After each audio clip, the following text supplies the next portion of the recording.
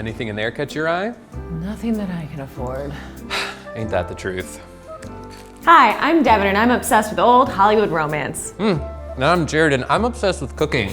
And because we're obsessed with each other, he's gonna cook a dish left behind by an old Hollywood starlet while I dish on her love life. Today we're talking Audrey Hepburn and her beloved pasta al pomodoro recipe. Care to be a doll and get our ingredients for us? We'll make it sexy. As she does.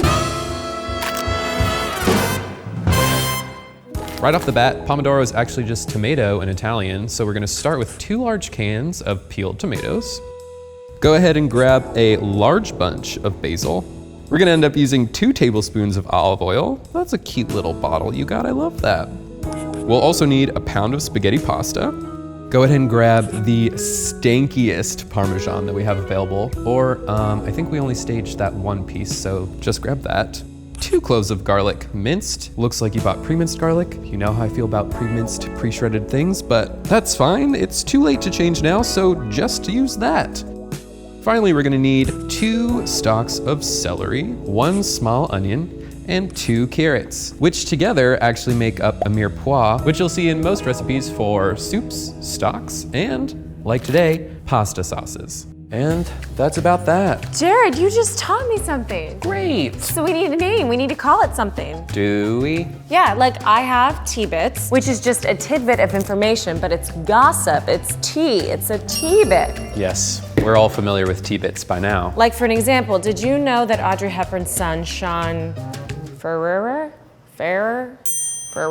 went on record and said that she was addicted to carbs and that she had to have this pasta recipe that we're about to make at least once a week. It's nice to know that America's sweetheart can be addicted to carbs. Wow, stars. They're truly just like us. See? T-bit.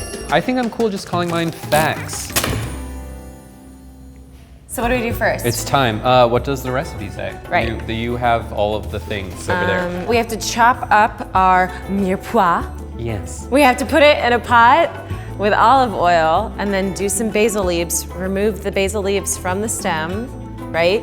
And then put the tomatoes on top of it. You read the card. Okay, that's like 7 steps in 1. Let's start by prepping our veggies. Okay. So we need 2 stalks of celery, Sorry. diced. The recipe calls for 2 carrots, but I feel like Audrey Hepburn wasn't cooking with carrots that were like this giant, because these are some genetically modified monsters.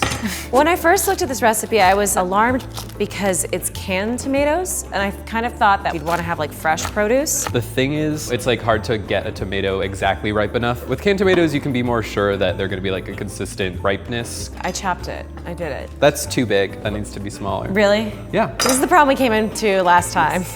Your knife skills scare the out of me. So since we're chopping the vegetables and having a grand old time, I think it's time to put a little Audrey Hepburn backstory up in this bit. Devin. It's time to get some Audrey Hepburn context up in this business. Let me get my little recipe card out. Audrey Hepburn was born in Brussels, Belgium on May 4th, 1929. She's a Taurus. Just like me. Her dad was a banker and her mom was a duchess, so fancy. In 1935, her parents divorced. She and her mom were living in England for a while, having a grand old time, but then World War II started, and her mom, because she's Dutch, decided that it would be safer to go back to the Netherlands. However, she was wrong. Nazis put a lot of food rations on the Dutch people in the Netherlands, and so Audrey and her mother dealt with a lot of malnutrition growing up, so they didn't have a lot of food. In fact, they ate with bread made out of tulip flower. I'm gonna go ahead and start chopping this onion. I was hoping that you would take that job because I didn't want to freaking do it. Whew. Oh God, you're so dramatic. I'm I not cannot handle dramatic. it. You are so dramatic. You know what helps? Onionize, right? No. Red wine. Oh, is that a fact? Yep, that's a researcher-approved fact, yep. So I have another T-bit for you.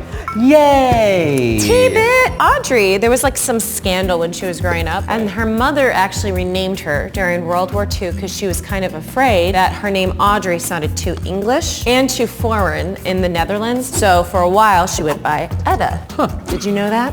I don't. Well, now you know. The point of the show is that I don't know any of the things that you're telling me. I still can delight on the fact that I know something that you don't know. So now it's actually time to start cooking. We're gonna heat up some of this oil first. It says 2 tablespoons in the recipe. As soon as this oil is heated up, we're gonna cook down our aromatic vegetables. And then the sauce will really start coming together. Ooh, listen to that sizzle. It's a good sizzle. I'm not too upset about that. So we're just gonna cook this down for a little bit. We don't want too much browning on this. Kind of just want to get everything a little softened so we don't have any crunchy carrots in our final sauce. Is really what we're worrying about now. Are you a bartender? I just know that if you hit mint leaves, it releases the mint, so I'm hitting basil leaves. Well, you actually want to be pretty gentle with our herbs because they bruise really easily, and we are gonna put some of those on the top of our dish. Ooh. So maybe don't spank them. Okay. Oh. We could have cooked these vegetables a little bit longer before you added those, but that's fine. Is there like a thought process to when you want to add fresh basil leaves? Yeah, essentially we're cooking these at like a medium-high heat to soften them faster, and if you put like a delicate little herb in there, it could potentially burn. That's why I should just let you do the cooking. It is why you should literally just let me do what you brought me here to do. Jared's actually super mad at me because instead of buying garlic, Regular garlic, I bought this minced chopped garlic. Which is a total waste. It's like 70 times more expensive than just buying a head of garlic. It smells so good. Remember? Okay, it's a wafting scent is much better. However much garlic you want, I think it's gonna be fine. I'd like to imagine that Audrey would like come home from her world travels and just like quickly throw this together and eyeball the recipe and the ingredients as well. You know what I mean? Yeah, baking is a really precise science. Cooking is just a free-for-all. When do you know it's time to add the tomato sauce to that? The onions have turned slightly translucent. We definitely don't want to burn anything. So I think we're actually pretty ready. Pretty ready? How many does it call for? 2 cans. 2 cans. 2 large cans. What else can I tell you about Audrey at this point? We've kind It's of okay, covered. we can have like a solid moment of silence and just kind of enjoy our company. I love cooking primarily because I don't have to talk while it's happening. Most of the time, it's just me and my stove and my cats.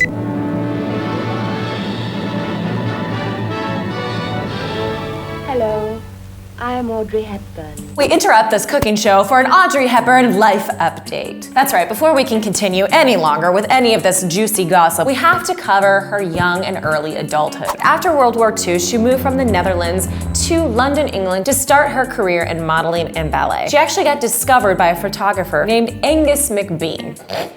It's a very British name. It's dumb. It's not dumb. Angus McBean took the picture of her that pretty much launched her career. It helped her get noticed so she could move to the US in the early 1950s. And it only took her a couple years to get a starring role in an incredible movie. Name that film. Roman Holiday. Yeah, do you know he hasn't seen Roman Holiday? Show me the men. I want men. Okay, we're getting to her love life. Woo, woo, woo, woo, woo, woo. 1952, Audrey's engaged to a man named James Hansen. What a little dweeb. She split her time between being in England with him and then also doing her work. She realized it was really hard to keep a long distance relationship going. Homegirl bought a wedding dress and then called it off. She couldn't do it. Nah, that's all right. After her breakout film, she was enjoying some success. She met a new man. His name was Mel Ferrer? Ferrer. We've been over this before. Juror? There's all The juror? He kind of looks like The first guy. They had one baby. He was the one who put her on blast for how much she loved carbs, which we're so glad he did. Thank you, Sean. Thanks, Sean. So here's the thing about Hepburn and Ferrer. She would go off and have some romance on the side. He would do the same. All these infidelities damaged their relationship, and after 14 years together, they got a divorce. If we rewind the timeline to 1954 is when she met this hottie, McHotterson, William Holden. And they met on the set of Sabrina. When she first met this man, she thought he was the most handsome man she's ever met. Who wants to hear why she ended her relationship with the hottest man she's ever met? You too? Okay. We do. It's because he had a vasectomy. You can't have pasta without sauce, you know what I mean? So 1969, 69. Andrea Dotti. He is a psychologist.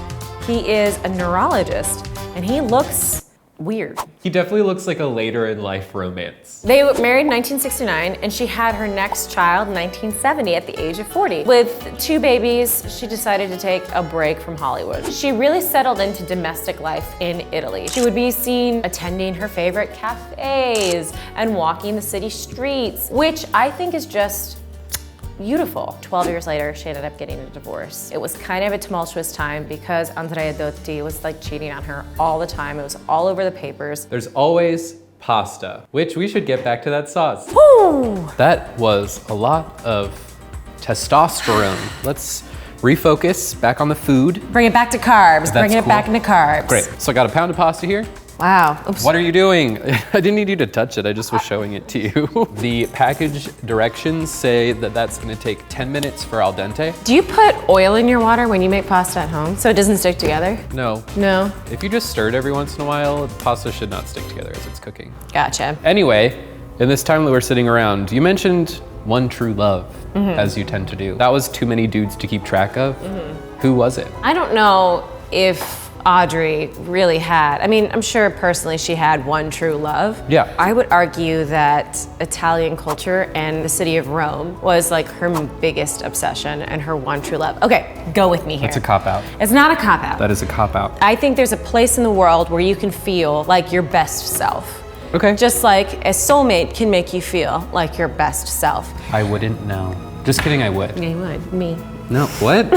Audrey Hepburn withdrew from the spotlight and she stayed in Rome. And when she did, she kind of leaned into Italian culture even more. Her favorite recipe, which she ate literally once a week, was such a staple of Italian cuisine. Right. And like, even look at her career. Her first picture that launched her career had those like Roman columns behind her. Apparently she was a staple in the city when she lived there. She didn't just like stay in her house, like she walked around the city. She would talk to tourists. You neglected to mention that. Yeah. That paints this picture way better than there you you had go. previously, so Yeah. okay. Audrey Hepburn's one true love, Italy, Rome. Go for it, Rome. Good for you. Another thing that this recipe calls for is Audrey rinsed her pasta.